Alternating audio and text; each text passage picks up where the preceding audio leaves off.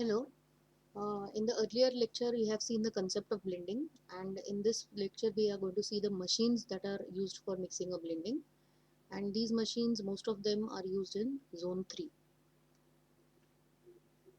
So, let us first begin with the mixing in the conventional manner, where mixing, as we have already mentioned, it means mixing or bringing together same type of fibers. For example, cotton coming from different regions, if you are bringing them together, then it would be called as mixing. This method was conventionally used for mixing at the start of the blow room line. So conventionally, this particular method was used in this manner. So mixing openers operate together, one usually out of them being a waste feeder. So this is a top view of the mixing openers that are there.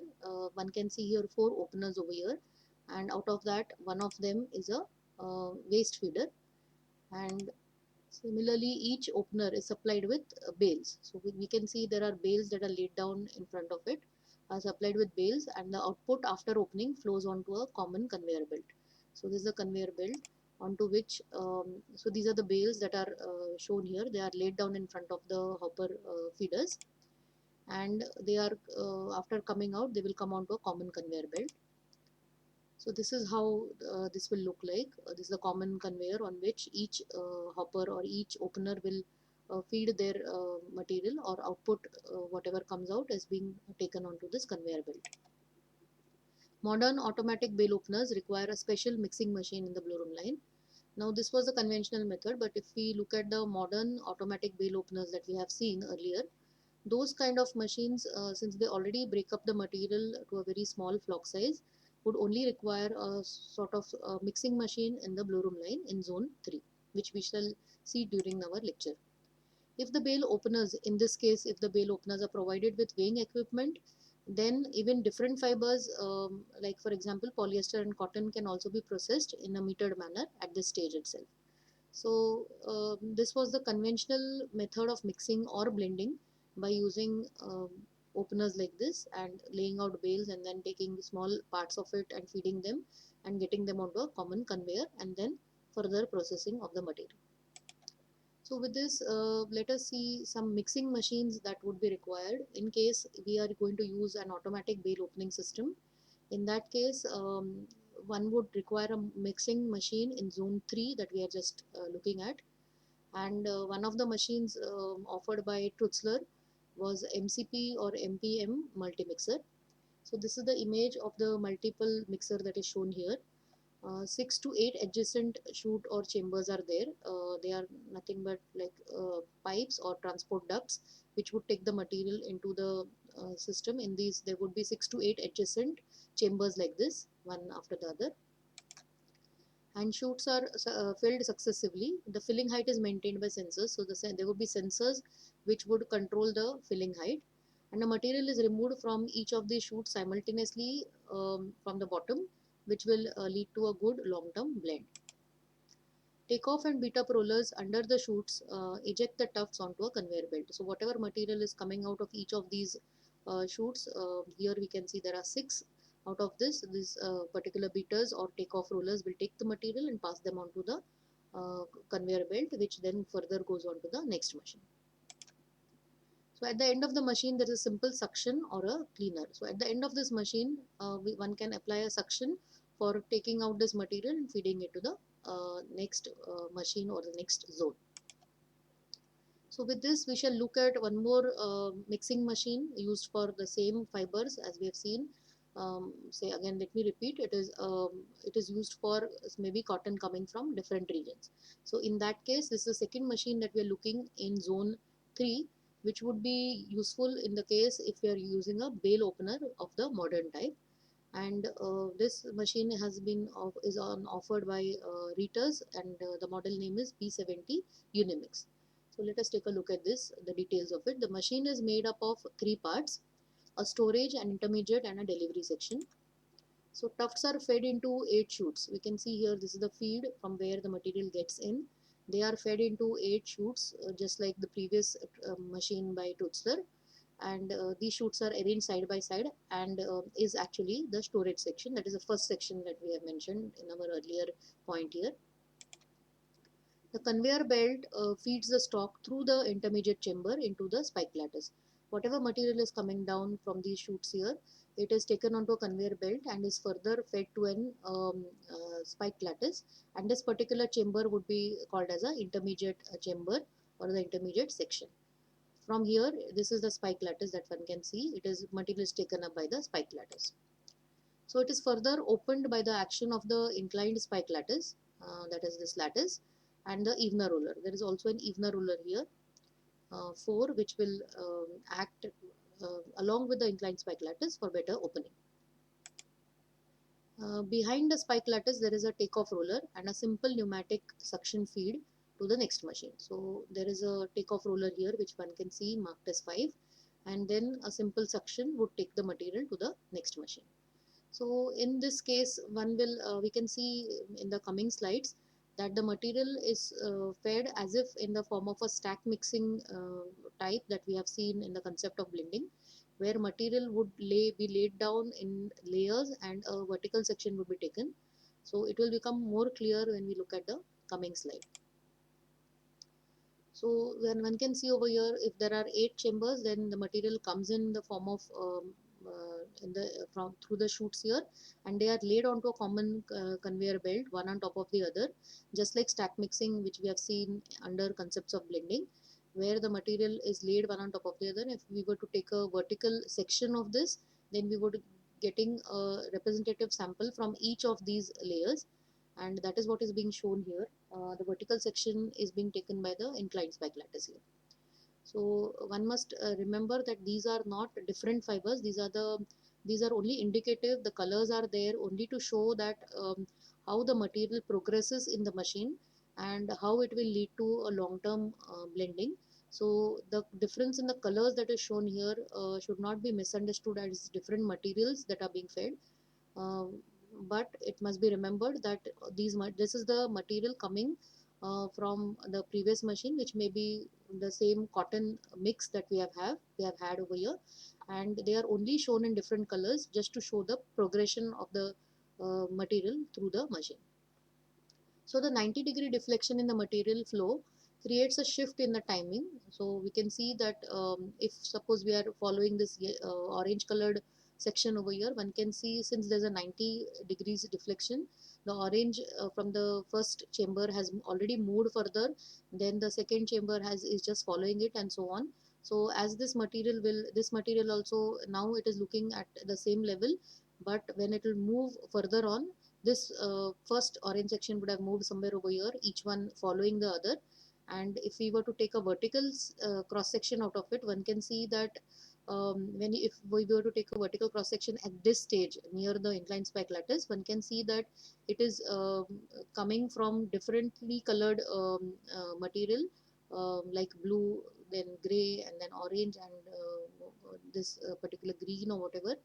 And here one could see that they are at the same level. So if we take a section here, we would have got the same sample from the same material that has come in. But since there is a 90% and 90 degrees deflection here, when we take a section here, we get a more better mix here. So it creates a shift in the timing and the spatial distribution of the fiber packages from the first to the last shoot. So if we see from the first shoot to the last shoot, this is what is happening. We are creating a good long-term blend. So the deflection and the differences in the distances of the shoots from 1 to 8. One can also observe that there is a difference in the distance from the inclined spike lattice. For example, 1 is much nearer, whereas 2 is further away, and 8 is the furthest from the inclined spike lattice. Because of this distance that the material coming from 8 has to travel, it has to travel a larger distance, and because of that there is a good long-term blending, as one can see that might result from this. So these are the special features of the Ritter B70 Unimix. So also there is an optical sensor that ensures that only a small quantity of fiber stock is held in the intermediate chamber before the lattice. So before the lattice, it is ensured by this optical sensor which is applied over here to see to it that only a small quantity of fiber is always there. So just to understand this a bit better, let us take a look at the animation of B76 Unimix, which is a different model but it is similar in working to the Unimix that we just saw. So let us go ahead and have a look at it.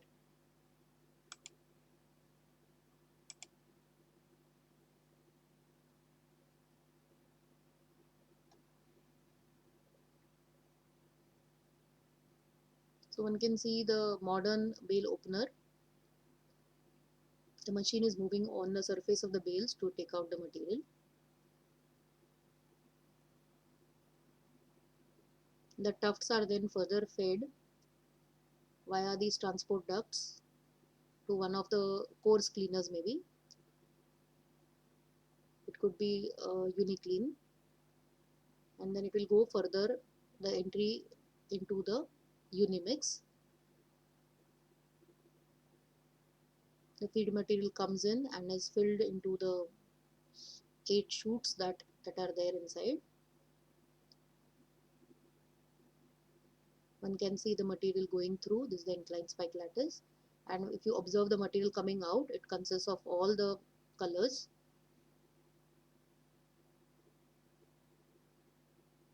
As I already mentioned, these colors are only indicative just to show us how a good long-term blending is happening here. These are fibers of the same material. If it is cotton, this is everything is cotton over here. It is not blending, it is mixing.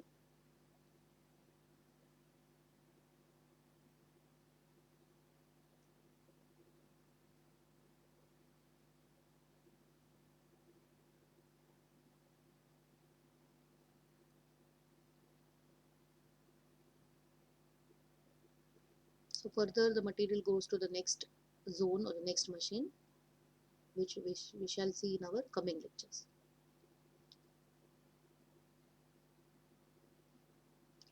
So with this, let us look at, suppose if we were to blend and we want different fibers to be brought together, for example, say polyester and cotton. In that case, we have already seen a little bit of concept in our earlier lecture. In this lecture, we shall see the machines that are involved. Now here some machines will be discussed which may not be a part of zone 3, because zone 3 comes after coarse cleaning, that is zone 2. After zone 2, zone 3 is a mixing or a blending section. But the machines that we may see over here, a few of them I will mention wherever required. Those machines, sometimes they are used for blending only at the end of the blow room line, so they would not be a part of zone 3 strictly. But these machines have been covered here for the completeness of the entire topic, because since we are seeing mixing and blending, let us understand a little bit in blending also.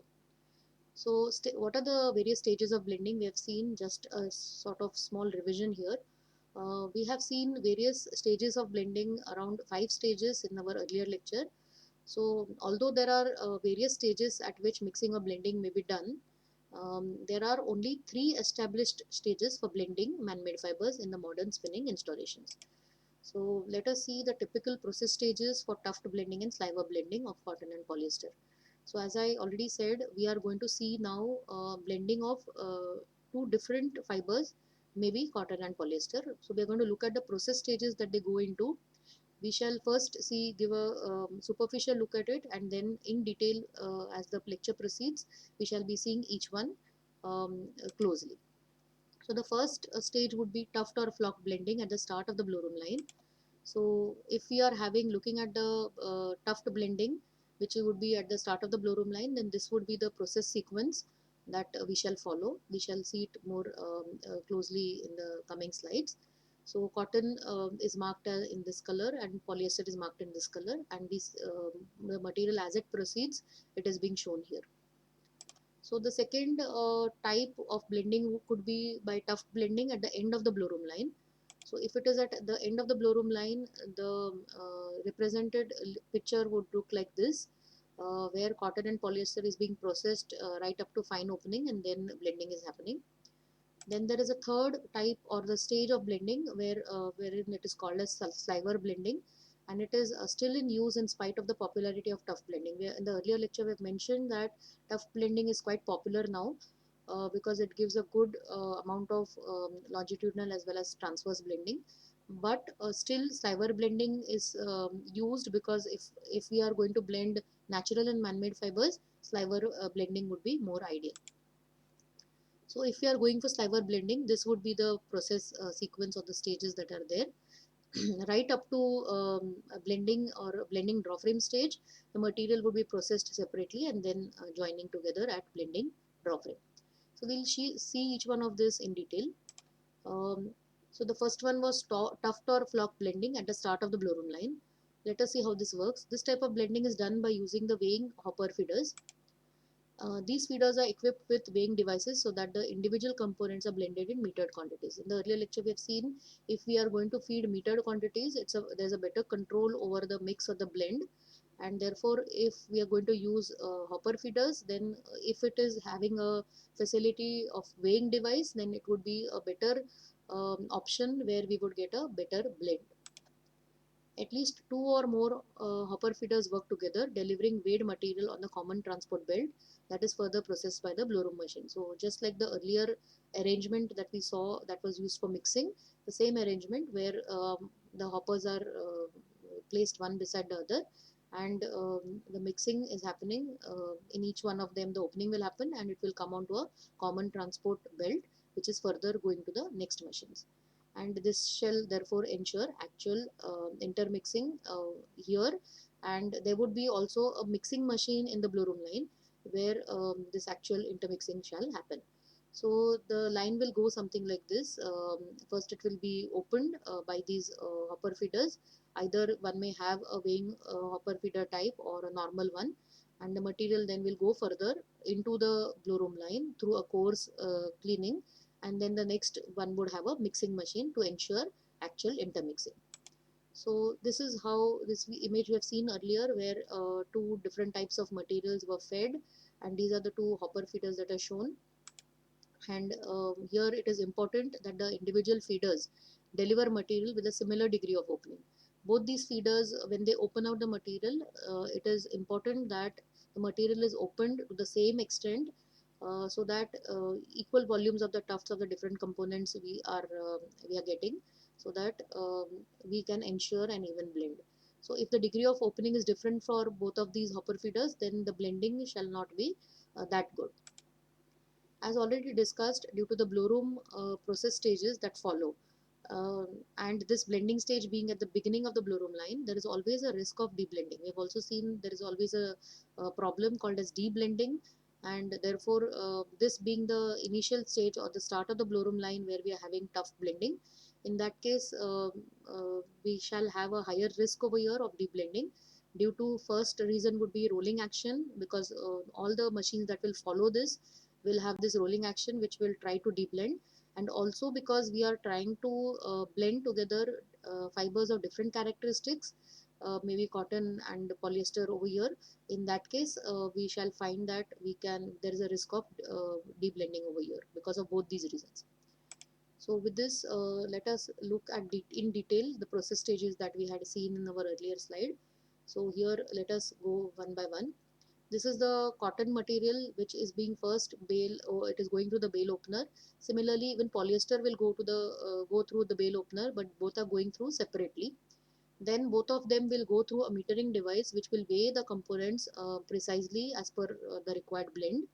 And then both of them together, as whatever metered quantity is there, it will go into the cleaning machine which will follow, that is zone 2. And then it will go into zone 3 where mixing machines that we have just seen, like maybe multiple mixer by Trutzler, or maybe Rita's Unimix would be there, which will further help in mixing. Then it will go to the normal fine opening zone, which is maybe zone 4 or 5, or put together both of them, since one of the cleaning zones has now been eliminated. So we will have just one cleaning zone, which is fine cleaning. And after that, directly it will go to the card, and then first passage of draw frame, second passage of draw frame, speed frame, and ring frame. This is our normal passage to get a carded yarn. So this is how, if in case blending is happening at the start of the blow room line, then this would be our process sequence. So with this, we are now ready to look at the tuft blending, which will be at the end of the blow room line. The risk of deep blending can be eliminated by doing tough blending at the end of the blow room line. So there's a mistake here, just read it as end of the blow room line. For doing this, Ritter offers a model A81 UniBlend that is a metering as well as a blending machine. So this particular model that is offered by Ritter is not only a mixing or a blending machine, but it also has got a metering facility installed within itself, so that it will help a good longitudinal as well as transverse blending, because we know that tuft blending is always a better option for having a good transverse blend, but this is not used because much because of longitudinal blend homogeneity problem, and therefore that has been addressed by this particular model by Ritter, where there is also a metering device which will give a better longitudinal blend. But we must remember that whatever machine we are going to see under this particular section may not belong to zone 3 strictly, because this is going to come at the end of the blow room line. So let us see this. Working of a precision blender. So Ritter A81 UniBlend. Separate chutes for different types of material are arranged side by side. So there are different chutes for arranged side by side, just like the previous case, but they are for different types of materials. Then each chute has an independent metering device at the bottom, which is an additional feature here, which will have a metering device. So it will measure the percentage of components that are required, and this is done at the bottom of this particular chute, and the precise measured quantity is being put onto this common conveyor belt, which is seen below this. So the chute drops a precise metered quantity on the collecting conveyor belt, which transport the material to the takeoff unit. So it will further transport it to the takeoff unit straight away. So tuft blending always gives the highest blending evenness in the transverse direction. We already know this. The blend evenness in the longitudinal direction can also be achieved by using machines like A81 UniBlend due to its metering arrangement. So the metering possibility of having a metering arrangement would also ensure longitudinal blend, and already tough blending gives us good transverse blending. So blending in both these directions would give us a quite a satisfactory blend. So with this, let us look at the process stages in case tough blending is done at the end of the blow room line. Then how will the material flow through the various machines? So cotton again and polyester, through bale opening they will go separately. Then since polyester does not require any cleaning, much cleaning, so this particular stage will be skipped for polyester, whereas cotton will go through cleaning. Both will not go, we can see over here, is not going through the metering device here, because metering will happen later on um, in precision blending. So after cleaning for cotton, it will go through mixing, uh, because cotton coming from different regions will also require a thorough mixing. Even polyester will go through a mixing device, maybe a unimix, both of them, because even polyester will require, because of production differences, even polyester will need to go through a mixing machine. They will go through separately in two separate lines, and then they will again be going through the fine opening, where even polyester is opened out, and both of them again, they are, we can see that they are separately processed. But when it will come finally to the precision blending, which is just before the card, the precision blending that we are studying in this particular section here. Here the two components are brought together, and then the material goes on to carding, then the usual draw frame 1, that is breaker, finisher draw frame, then speed frame and ring frame. So this is the process sequence that this particular, if in case we are opting for tuft blending at the end of the blow room, we will be requiring a precision blender, something like that we have just seen, like UniBlend A81. So let us now take a look at the animated video on this particular model.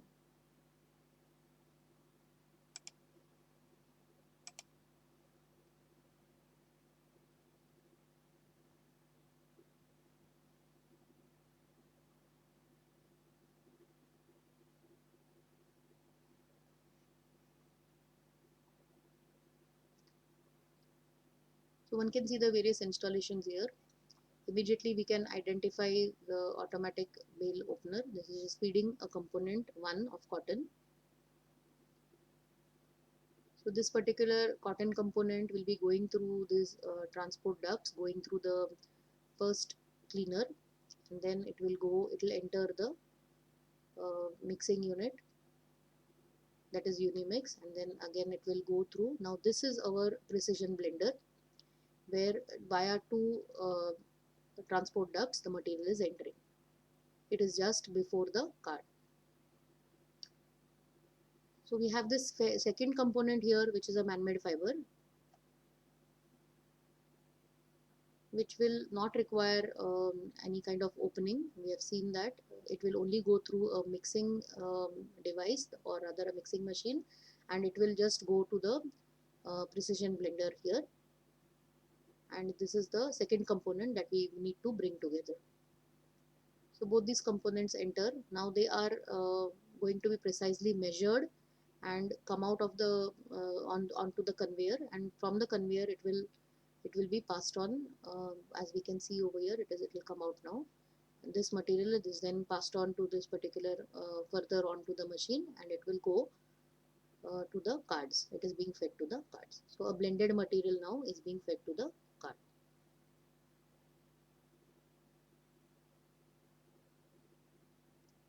So now suppose we want a different blend.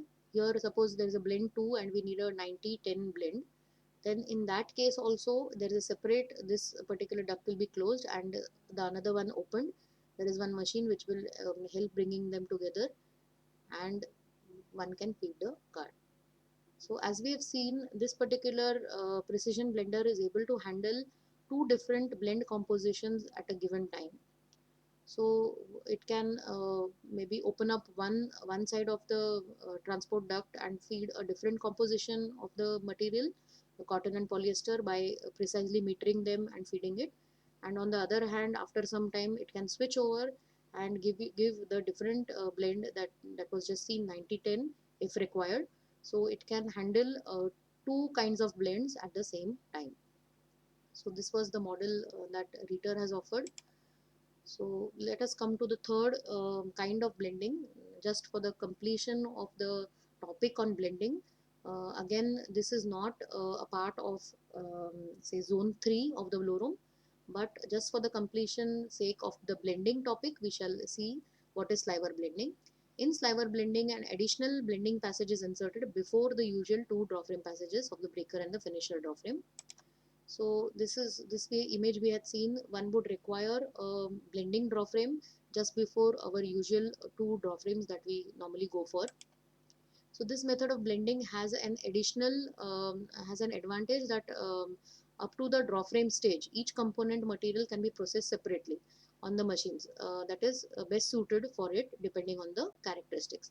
So if you are going to take widely differing materials like cotton and polyester, or say anything else, any kind of other kind of blend, and if we are wanting to have a different kind of treatment for cotton and polyester, then one can have this in case of sliver blending, because each of these material component can be processed separately using different settings, different roller speeds, etc. on each of these machines right up to draw frame stage, and only after that these components are brought together. So depending on the fiber characteristics of the component fibers, one can have a separate processing line for each one of them. So this is one of the advantages. So we shall see the process stages that are there in case of sliver blending. The cotton, as you can see, is separately processed through bale opening, then cleaning, then mixing, then fine opening, and even card separately it is done. In case of, and the second component polyester also goes through its separate line, that is bale opening, mixing, then fine opening, and then comes to the card. And after card there is one blending draw frame which will bring these two components together, and this blending draw frame is a special addition over here, which will be just before the normal breaker and the finisher draw frames that we normally have. And then there is this speed frame and ring frame as usual to give us this blended yarn. So one thing to note over here, one does not require any metering for either of these components, and also one does not require a precision blender, which was required in the earlier case where tough blending was done at the end of the blow room line. So this is the third method of blending which can be done by sliver blending. So it produces a good longitudinal blend but a poor transverse blend. that may lead to stripiness in the finished fabric. So we have seen this in our earlier lecture also, that it does not give a good longitudinal blend. But as we have seen in this lecture itself in the beginning, this method is still used because whatever material we are using, if they are widely differing in the characteristics, then it's better to go for sliver blending. And also we get an advantage of having to process them separately, so that each one can have their own kind of treatment depending on the characteristics. So with this lecture on entire mixing as well as blending, the details of it, we come to the end of this session. Thank you.